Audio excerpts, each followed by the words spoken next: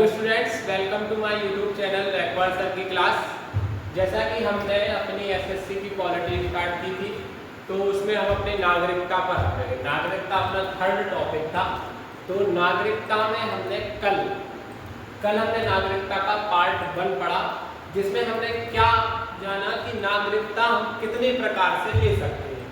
कि नागरिकता मतलब हमारी नागरिकता कैसी है, एकल नागरिकता है, मतलब एक व्यक्ति एक ही जगह की नागरिकता ले सकता है। यदि वो भारत की नागरिकता लिए है तो सिर्फ भारत की नागरिकता लिए होगा, वो ऐसा नहीं होगा कि उसने अमेरिका की भी ले ली और भारत की भी ले ली। तो दोहरी नागरिकता आपको नहीं है, अपनी एकल नागरिकता ही हमने कल आपके लिए बताया था।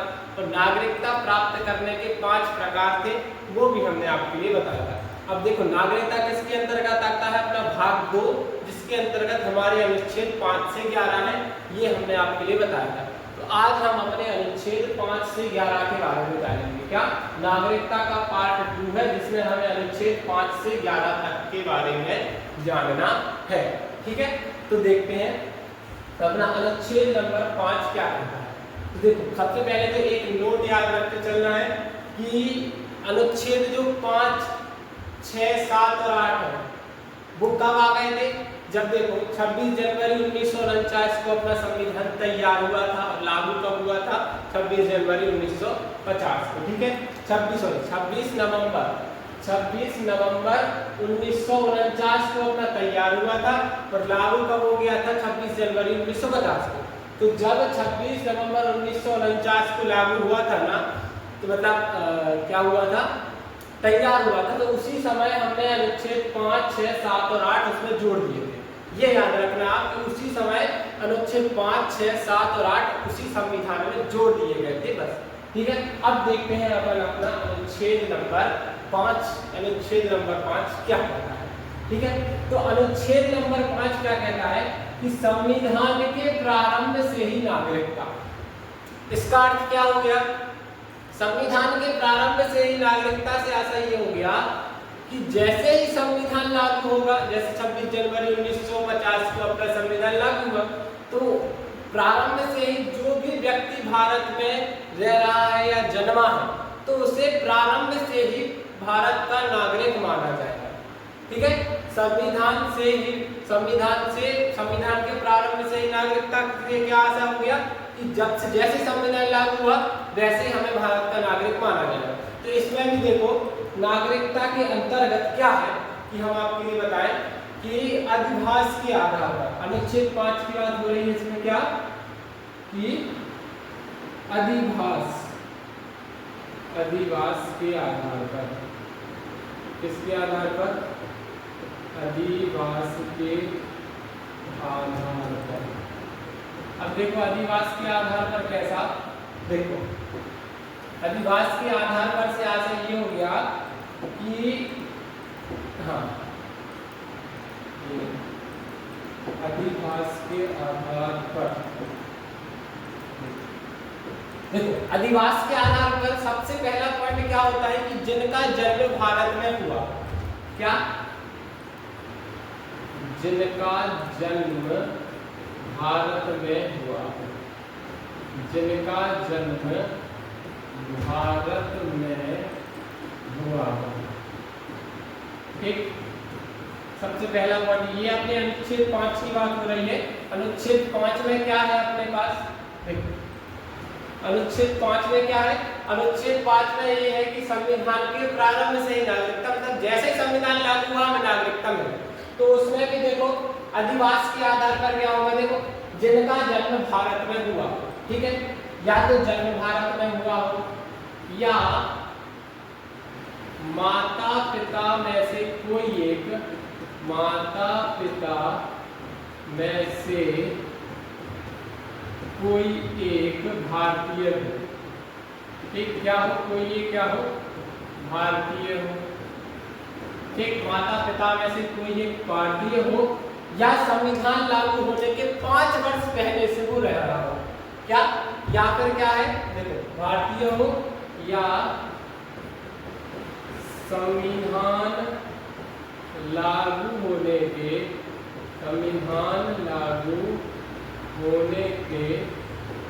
5 वर्ष पहले से रह रहा हो। 5 वर्ष पहले से रह रहा हो। ठीक, तो इस प्रकार से ये अपने 3 पॉइंट है, 3 में से 1 पॉइंट का लागू होना जरूरी है। संविधान के प्रारंभ से ही नागरिकता, इसका अर्थ क्या हो गया? सबसे पहला नंबर तो क्या, कि या तो वो जन्मा हो, जिनका जन्म कहाँ, भारत ही में हुआ हो, तो उसे नागरिकता मिल जाए, या उनके माता पिता में से कोई एक भारतीय हो तो उसे प्रारंभ से नागरिकता मिल जाएगी।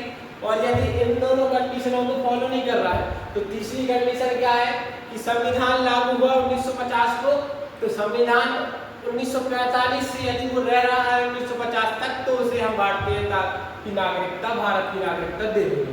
तो प्रारंभ से ही नागरिकता से अपना 3 बिंदु पे फॉलो करता है। इसके अनुसार हमें क्या हो जाएगा कि संविधान के प्रारंभ से ही नागरिकता मिल जाएगी। ठीक है, ये हो गया अपना अनुच्छेद नंबर 5 में क्या कहा, संविधान के प्रारंभ से ही नागरिकता। अब देखो ये अनुच्छेद नंबर 5 हो गया। अब अनुच्छेद नंबर 6 क्या कहता है अपना, कि पाकिस्तान से भारत आने वाले व्यक्तियों को। अब देखो क्या हुआ कि अपना बंटवारा हुआ था पाकिस्तान का, भारत का, पाकिस्तान दो भागों में था पूर्वी, तो एक बांग्लादेश हो गया था, एक पाकिस्तान हो गया था। ठीक है, तो जब बंटवारा हुआ, विभाजन हुआ अपना, तो जो लोग, जैसे विभाजन के समय क्या है, कुछ पाकिस्तान में होंगे, कुछ भारत में होंगे, तो जो लोग पाकिस्तान से भारत आए, पाकिस्तान से क्या आए, भारत आए, तो उनके लिए उन व्यक्तियों को भी नागरिकता मिलेगी। क्या होगा, जो पाकिस्तान से भारत आए ना, तो उन व्यक्तियों के लिए भी नागरिकता मिलेगी। ये हमें अनुच्छेद नंबर 6 में बताया गया है। किसमें, अनुच्छेद नंबर 6 में क्या है कि पाकिस्तान से भारत आने वाले व्यक्तियों को भी नागरिकता मिलेगी। ये अनुच्छेद नंबर 6 में बताया गया है। इसमें अनुच्छेद नंबर 6। अब देखो इसमें भी क्या है कि अपनी 2 शर्तें थी। क्या थी इसमें, अपनी 2 शर्तें थी। क्या थी, पहली नंबर की शर्त है अपनी, या तो वो स्वयं क्या हो, भारतीय हो। ठीक है, या तो वो स्वयं भारतीय हो, या उसके माता पिता और दादा दादी में से कोई, मतलब माता पिता और दादा दादी, मतलब उसके पूर्वज भी भारतीय हो तो चल जाएगा। क्या, या तो उसके माता पिता, दादा दादी, देखो स्वयं भारतीय, देखो भारतीय तो होंगे ही वो, जब तो विभाजन होगा। इसमें क्या बात है, देखो इसका पहली शर्त क्या है अपनी, शर्त में क्या लिखा है, देखो पहले एक बार पॉइंट देखते हैं। पॉइंट क्या कह रहा है अपना, कि पाकिस्तान से भारत आने वाले व्यक्तियों को, मतलब जो अपना विभाजन हुआ, तो विभाजन हुआ, भारत पाकिस्तान में विभाजित हुआ, तो अब नहीं रहना चाह रहा है वो पाकिस्तान में, वो भारत में आना चाह रहा है, तो भारत में आए। तो देखो शर्त नंबर फर्स्ट क्या थी, देखो वह स्वयं या उसके माता पिता। देखो शर्त नंबर फर्स्ट थी अपने पास, वह स्वयं या उसके माता पिता, या उसके माता पिता क्या अविभाजित भारत में,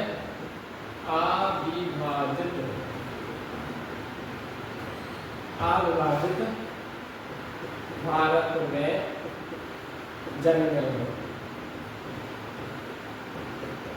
ठीक, पहली शर्त ये हो, या तो वो स्वयं जन्मा हो, या उसके माता पिता या दादा दादी, या उसके माता पिता और दादा दादी भी कर लो, उसके माता पिता और दादा दादी, मतलब उसके पूर्वज जो है, उसके माता पिता, दादा दादी, अविभाजित भारत, अविभाजित से आशय क्या हो गया, मतलब जब उसका विभाजन नहीं हुआ था। क्या नहीं हुआ था, विभाजन नहीं हुआ था। ठीक है, मतलब विभाजन के पहले। ठीक है, मतलब अविभाजित भारत में यदि वो जन्मा है, या उसके माता पिता या दादा दादी है, तो फिर उसे भारत की नागरिकता मिल जाएगी। जब वह कहां से आएगा, पाकिस्तान से भारत यदि वो आ रहा है तो। ठीक है, और सेकंड नंबर की शर्त क्या थी, देखो अपने एक एंट्री थे जिन्होंने 20 फरवरी 1948, क्या 20 फरवरी 1948 को घोषणा की थी कि लागू हुआ, भारत अपना आज़ाद हो जाएगा। क्या हो जाएगा? भारत अपना आज़ाद हो जाएगा। और पहले से ही लोगों को लग रहा था कि बंटवारा होगा, भारत अलग होगा और पाकिस्तान अलग होगा।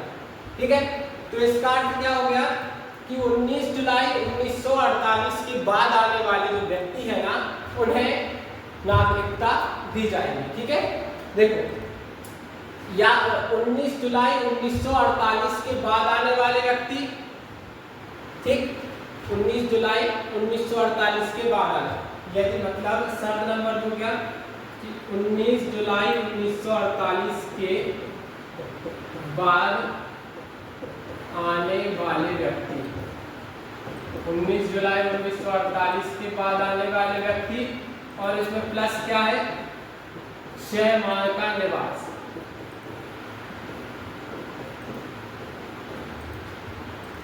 मतलब भारत से, मतलब पाकिस्तान से भारत आ रहे हैं व्यक्ति आ रहे हैं। ठीक, एटली ने अपनी जो वो थी वो कब की थी?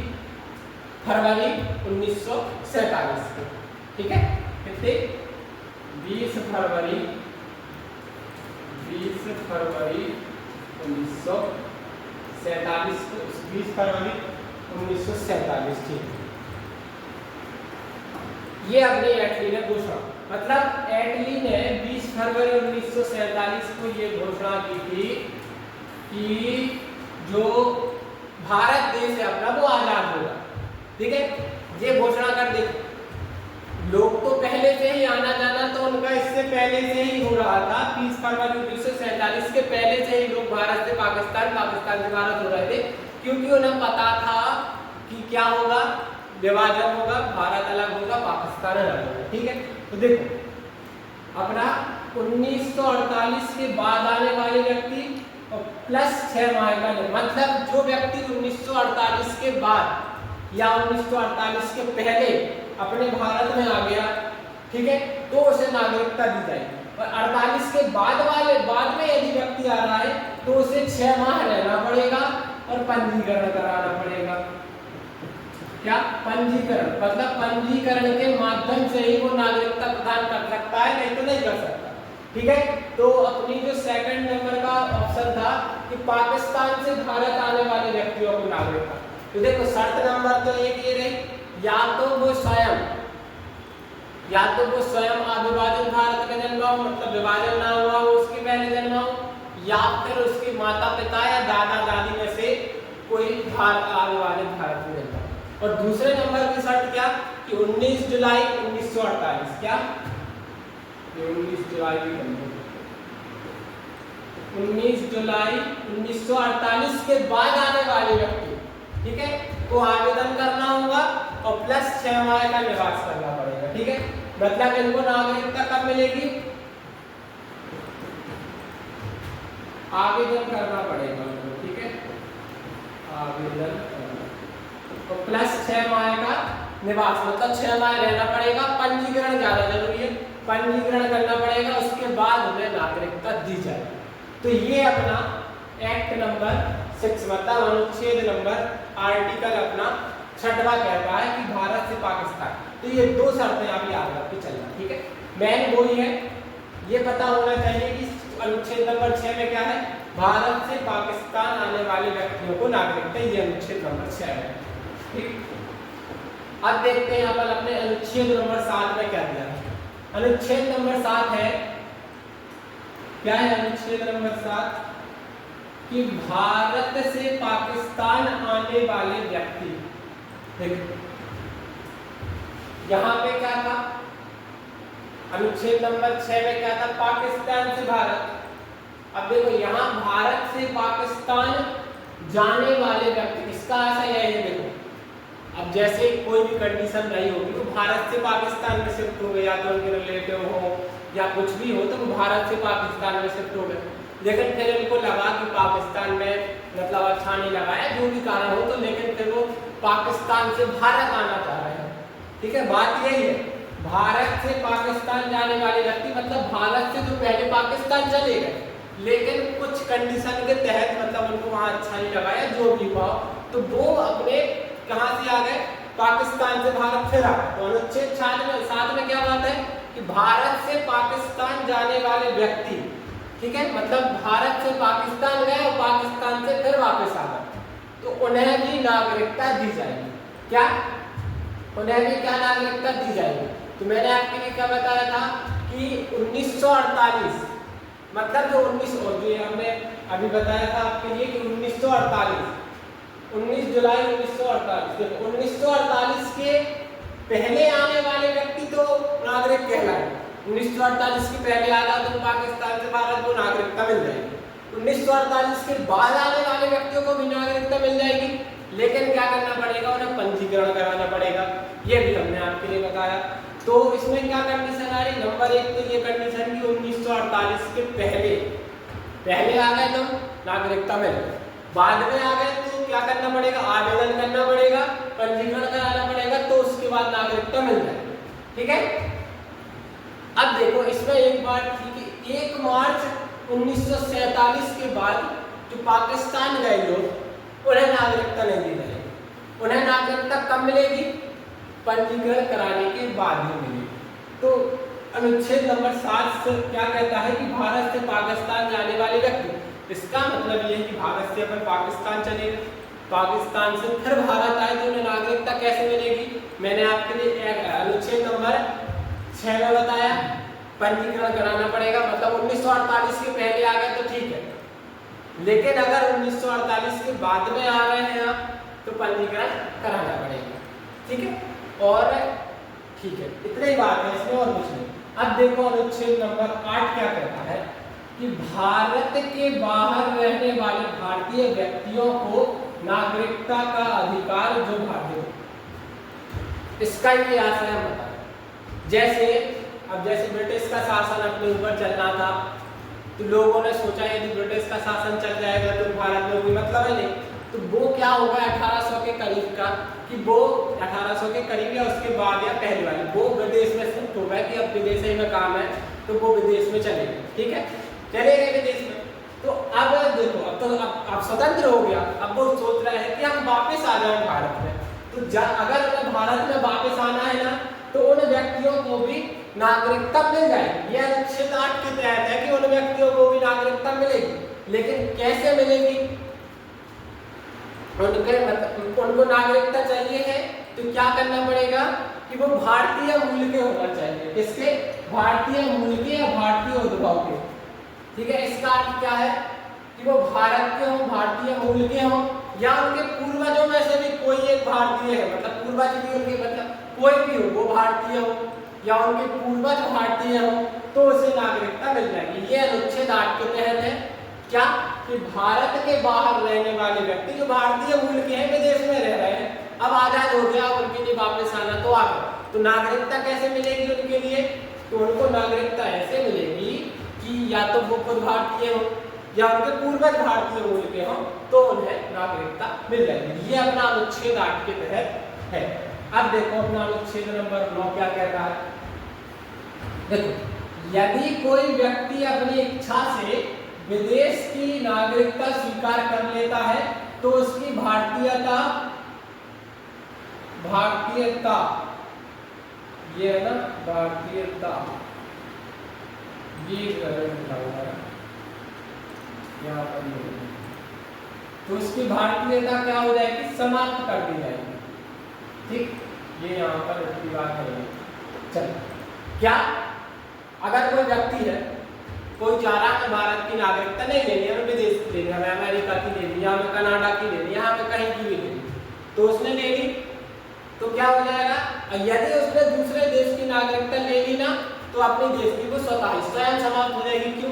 क्योंकि अपनी एक अन्य नागरिकता है, एक ही बात की, या तो तुम भारत के नागरिक रहोगे या अमेरिका के रहोगे, सीधी बात, अपनी एक अन्य नागरिकता है।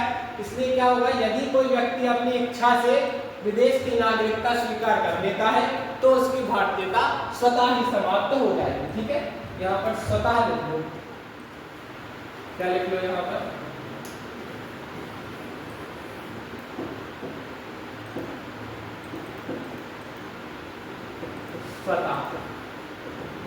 स्वतः ही समाप्त हो जाएगी। ये याद रखना। ठीक है, मतलब अपने आप समाप्त हो गई। तो जैसे अपने आप समाप्त हो गई, मैंने यदि अमेरिका की नागरिकता ले ली तो मेरी भारत की नागरिकता अपने आप समाप्त। तो ये अपना अनुच्छेद नंबर 9 के तहत है।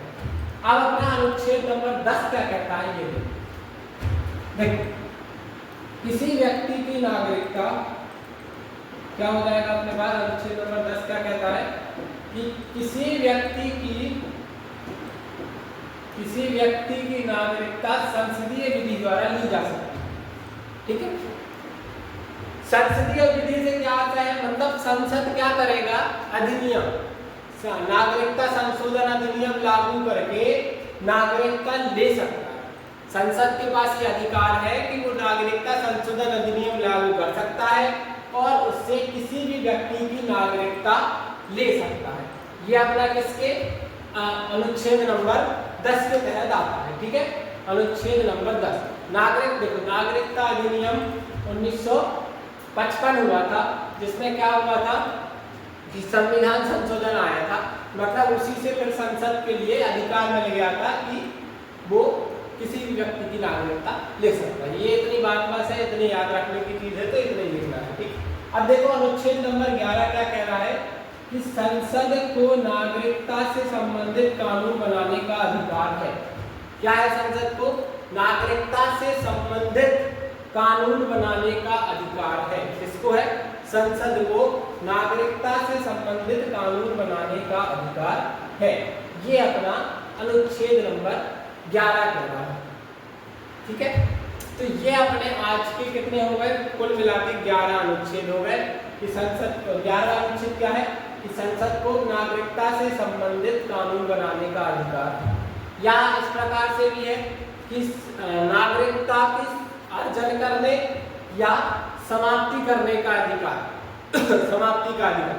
अर्जन देखो, हमने पिछले वीडियो में आपके लिए बताया था कि नागरिकता को अर्जित करने के कितने 5 प्रकार बताए थे हमने, और समाप्ति के कितने 3 प्रकार भी बताए। नागरिकता का अंत 3 प्रकार से होता है, ये हमने पिछले वीडियो में आपके लिए बताया। ठीक है, तो आज हमने अपने कुल मिलाकर 5वें अनुच्छेद से 11वें अनुच्छेद के बारे में जाना। ठीक है, तो ये अपना नागरिकता का पार्ट नंबर 2 था। अभी थोड़ी सी और नागरिकता बची है, थोड़ा सा और जानना है हमें नागरिकता में, तो वो हम कब जानेंगे, वो हम कल के वीडियो में जानेंगे, मतलब अपने पार्ट नंबर 3 में। तो इसी तरीके के और वीडियो देखने के लिए, और आज का वीडियो आपके लिए अच्छा लगा हो तो रैकवार सर की क्लास के लिए लाइक शेयर सब्सक्राइब करना ना भूलिएगा। धन्यवाद, मिलते हैं अगले वीडियो में।